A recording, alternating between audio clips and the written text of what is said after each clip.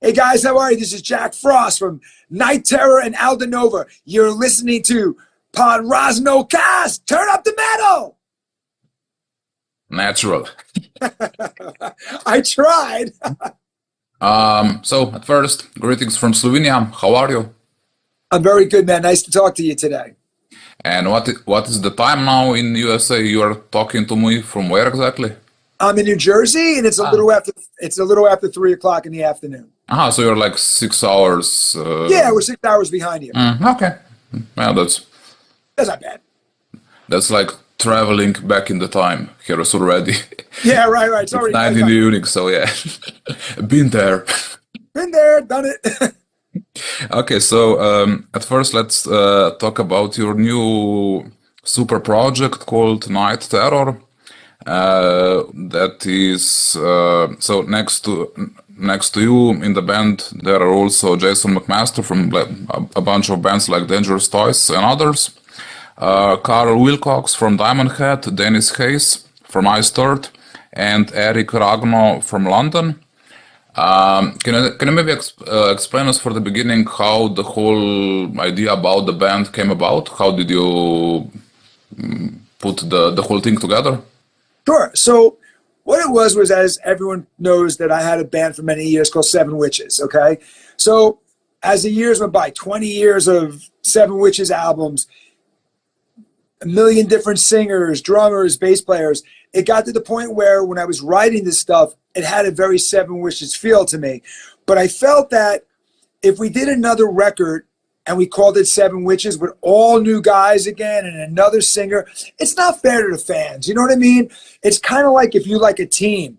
And, you know, for me, football is a big sport. And I like a quarterback on my team. And then 2 years later, I buy the jersey, I got all the stuff, and he's gone. So what it was I said, let's start something fresh in that vein. And that's basically how it all became. So a lot of these songs I had ideas for was kind of like in the Seven Witches vein, like I said. And a lot of the guys on this record are people I've worked with before. So Dennis Hayes from Ice Third, he was in Seven Witches after Joey Vera. He was in Years of the Witch album. And Karl Wilcox, you know, I've worked with him in Brothers in Arms. We've been friends. You know, I've seen him with Diamond Head a bunch of times.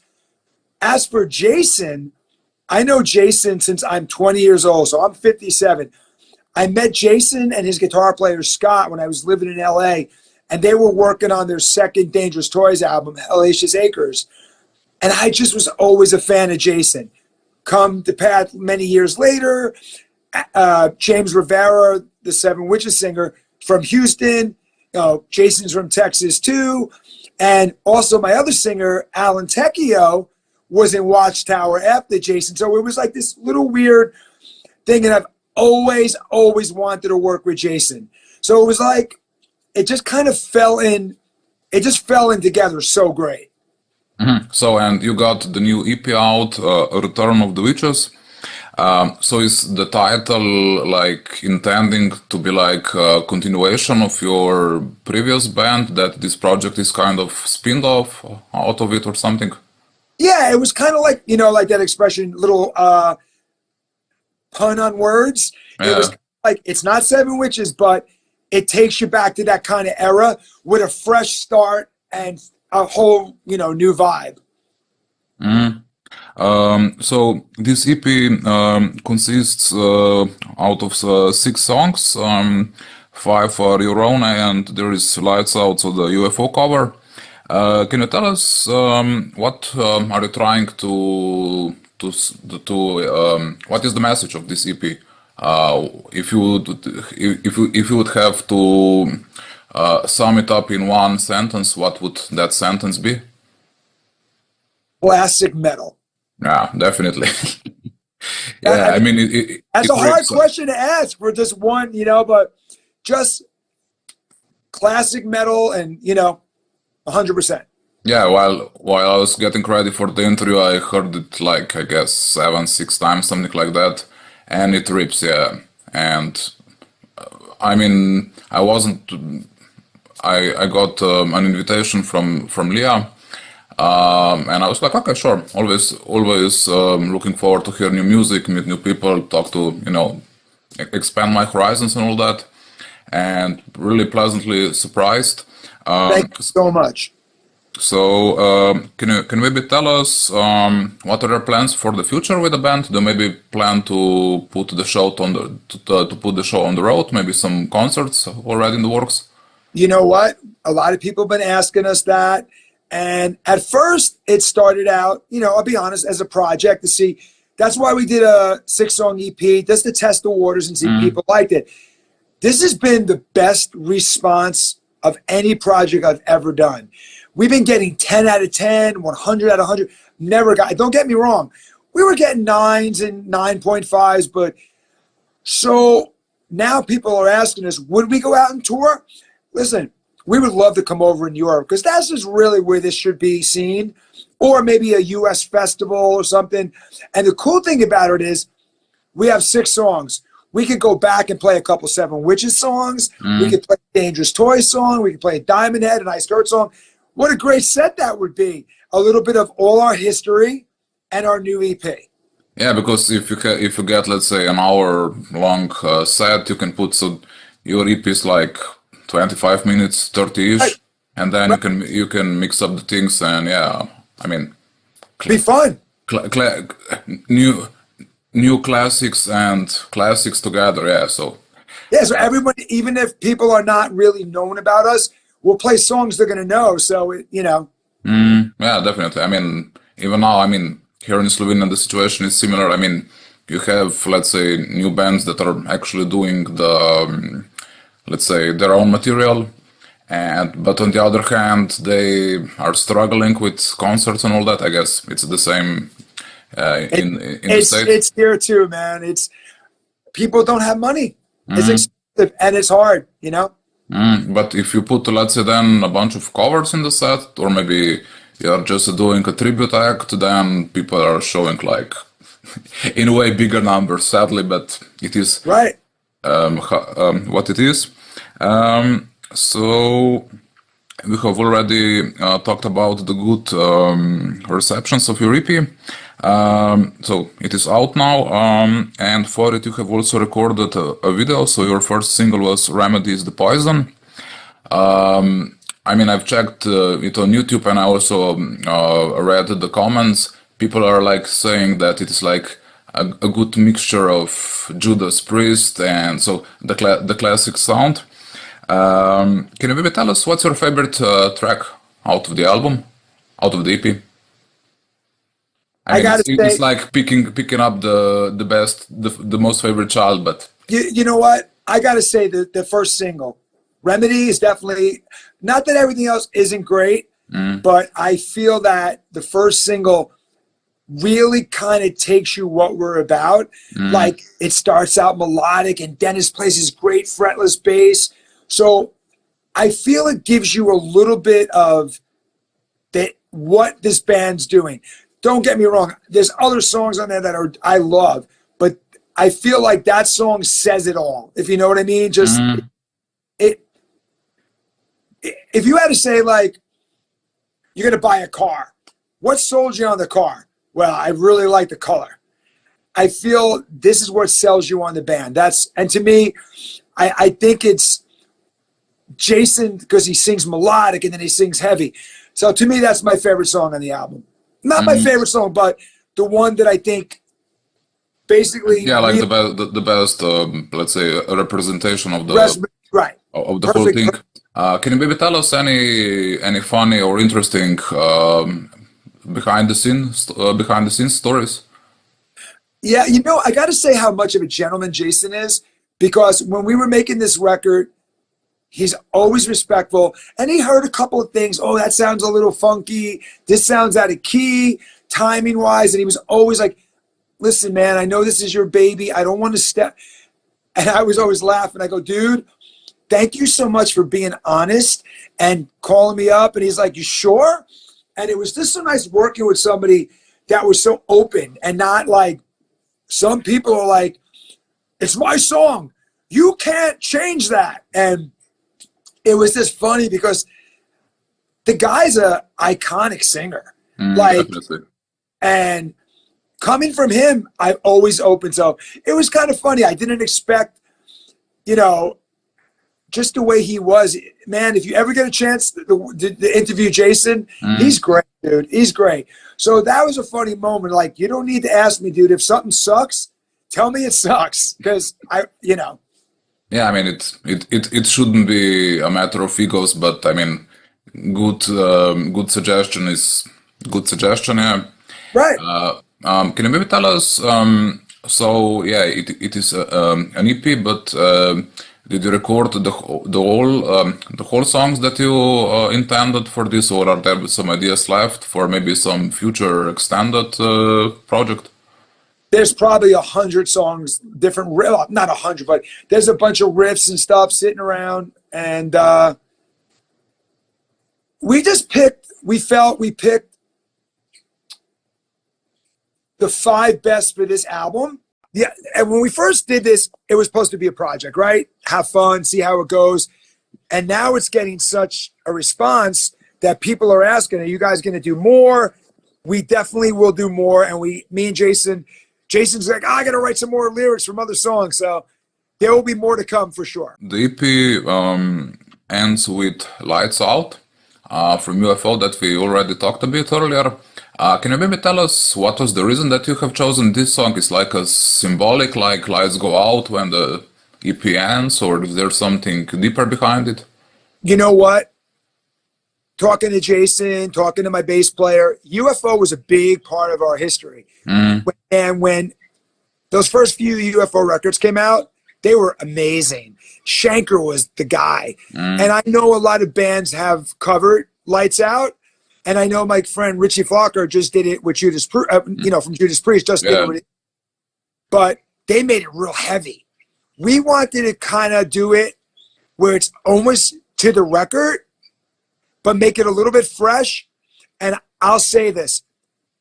I never could play like Michael. Michael is a god. But it was really nervous. I was very nervous about doing it because his solo is so timeless.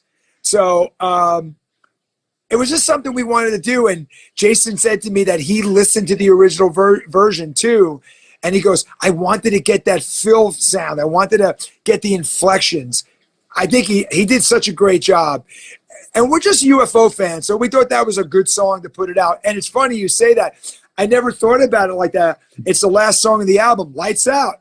That's pretty cool. Curtain comes down and yeah. See ya, good night. Lights out.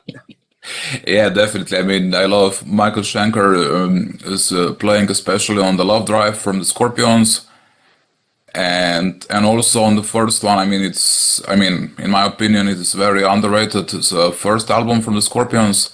It's like, I mean, In Search of Peace of Mind or something like that.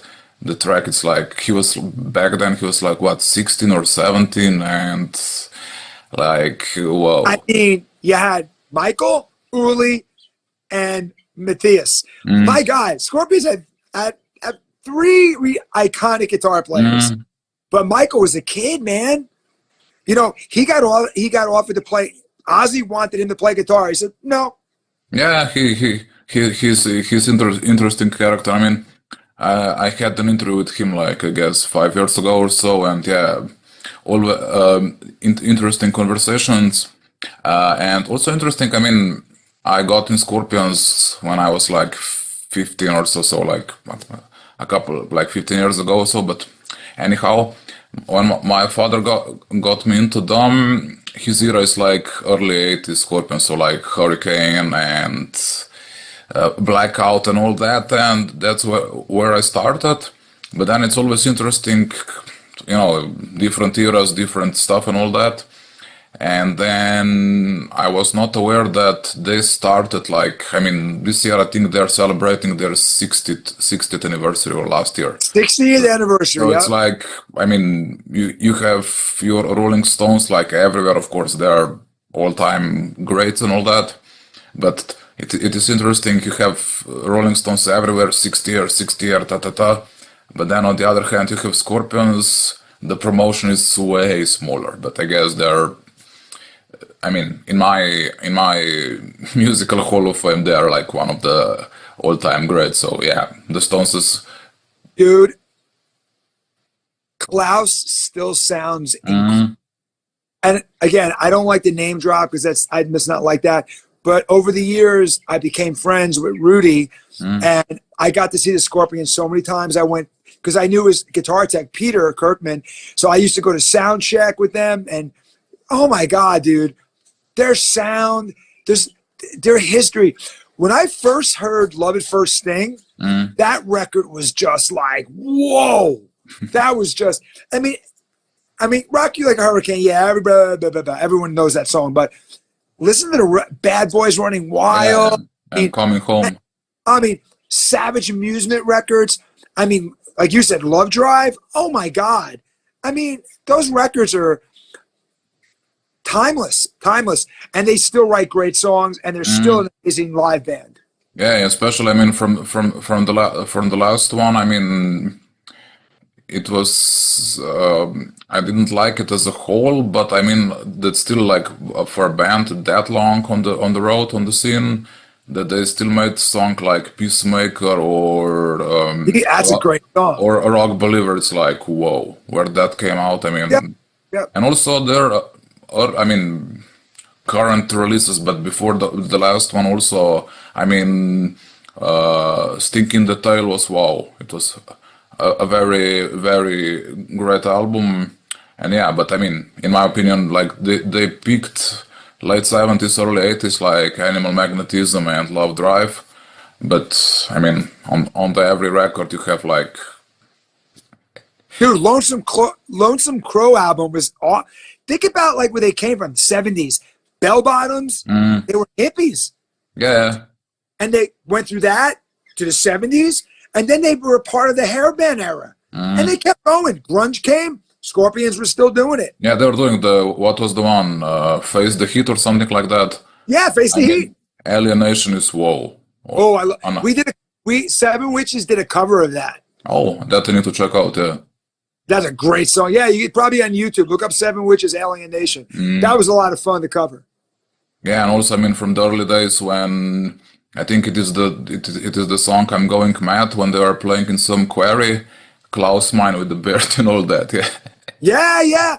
If you watch some of those old videos, man, like when Uli was on guitar, it's like this is the same band. Like, was that He's a Woman, She's a Man? Yeah, and Taken by Force and Sales of. What was that song? White. It's an old song. I can't think of it. White something.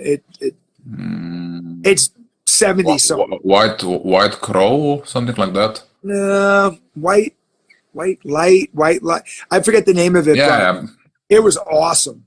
And also, I mean, like you said, so many different eras. I mean, at first they were early 70s, this prog thing and all that, and then they had their Jimi Hendrix inspired era with Uli, and then with the Uli, yep.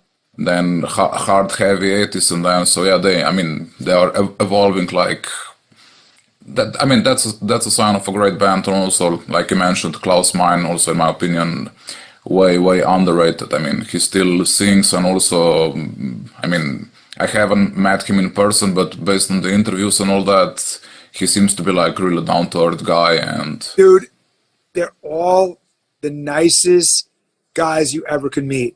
They're just nice guys. They're sweet, and they love.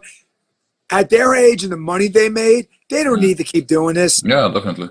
They do it because they really like it. You know, that says a lot. And also when they got Mickey D in the band, I mean, he was like a big shot in the arm with their energy and all that, because they performed here in Ljubljana like 10 years ago or so. On Crazy World Tour or something like that. It was 2017, I reckon, or 28, so before the COVID. And yeah, they delivered.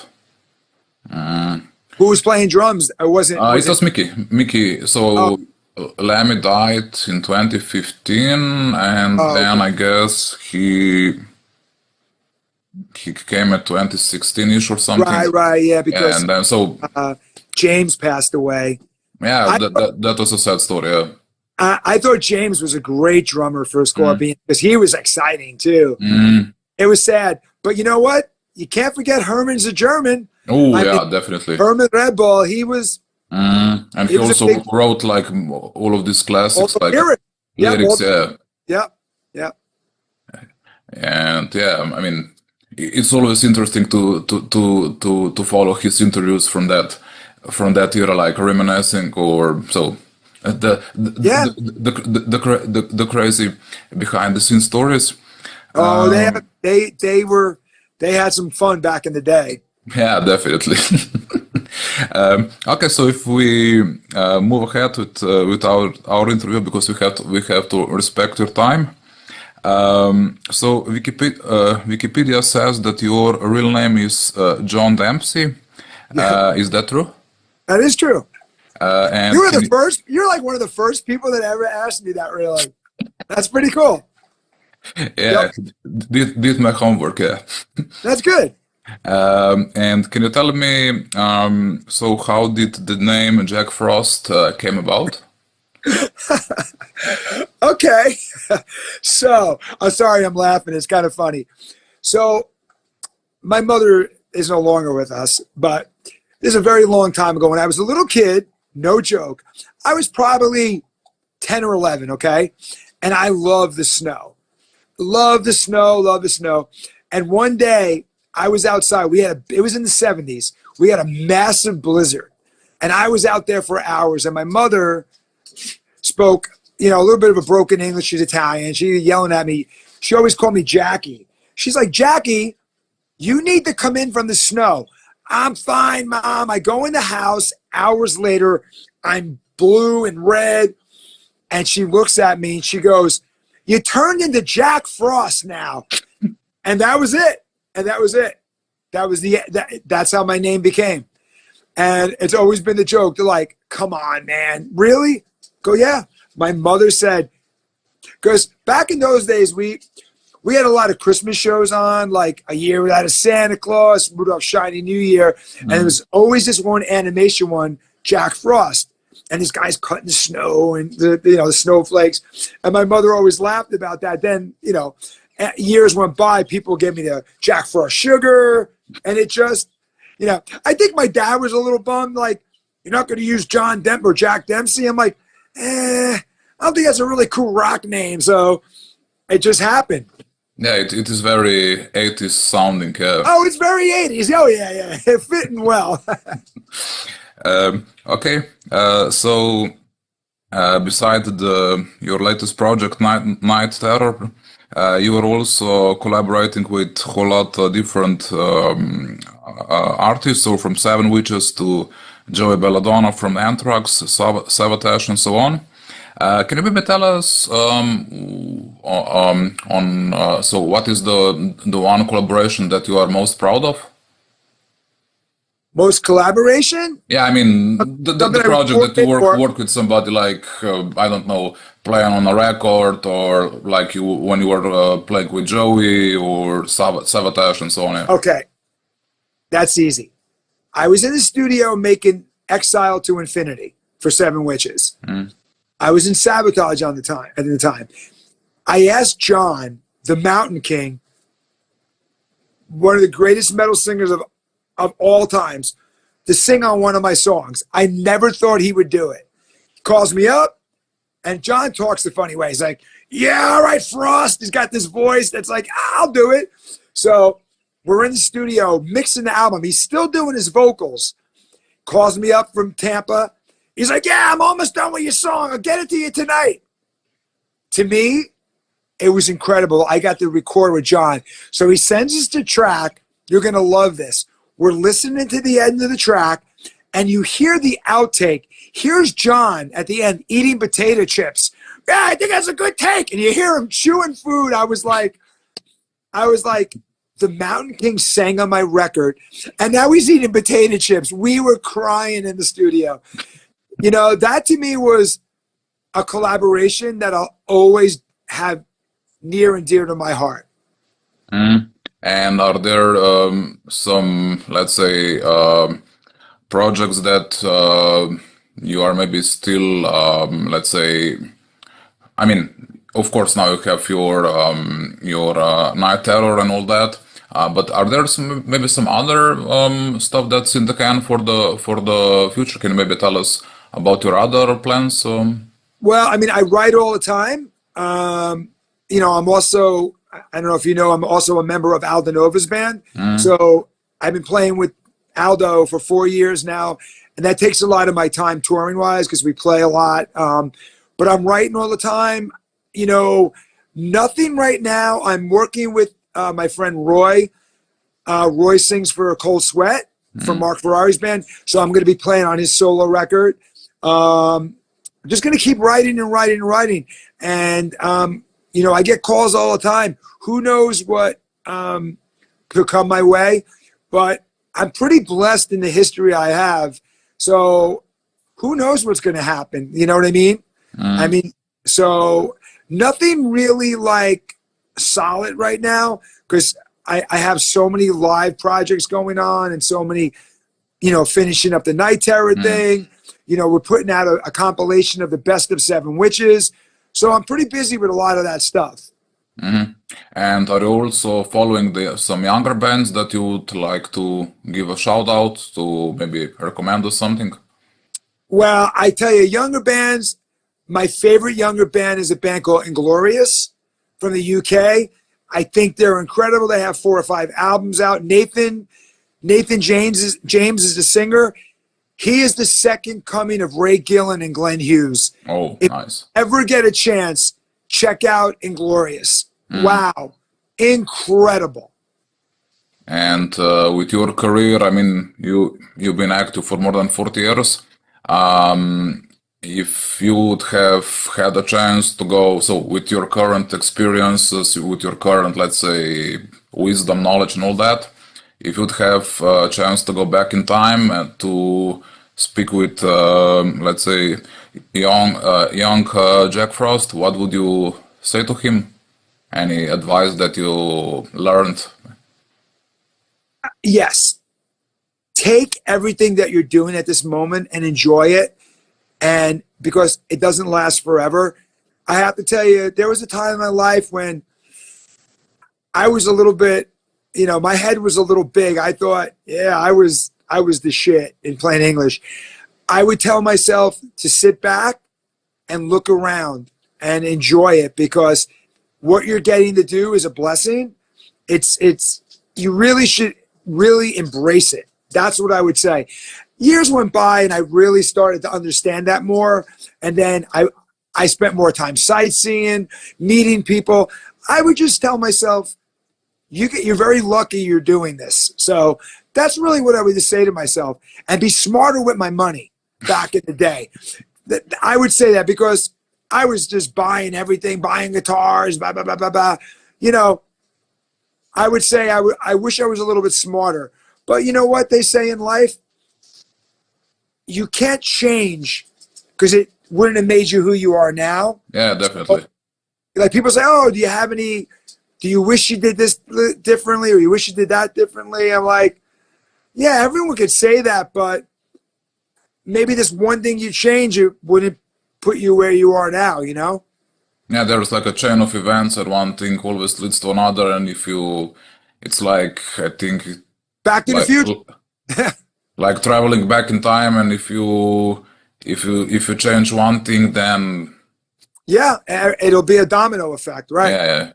You would not have been the same Jack Frost as you are now, or something like that. Right. You just never know. know. So that's all that I got. Big honor. Thank you for your time. Dude, thank you so much for your time, and I appreciate you keeping this music alive over there, man. And do you maybe have any closing thoughts that you would like to share with us? Maybe to give a shout out to somebody or recommend or something? All I can say is I want to thank you very much for your time, all the journalists, to our record label, the guys in my band, and mainly I want to thank the fans, which I call my friends, because I'm not the type of guy that stays in his dressing room. I will come out and I'll be sitting there having a coffee with everybody and listening, watching bands. Just thank you for 40 years of my dream and my passion. Thank you for letting me still do what I love to do. Okay, so once again, thank you, and have a nice. So it's Afternoon, still Sunday in America, so yeah, And have a nice Sunday. Thank you, brother. Yeah, so take care and talk to you later. See you, man. Bye bye. Bye bye.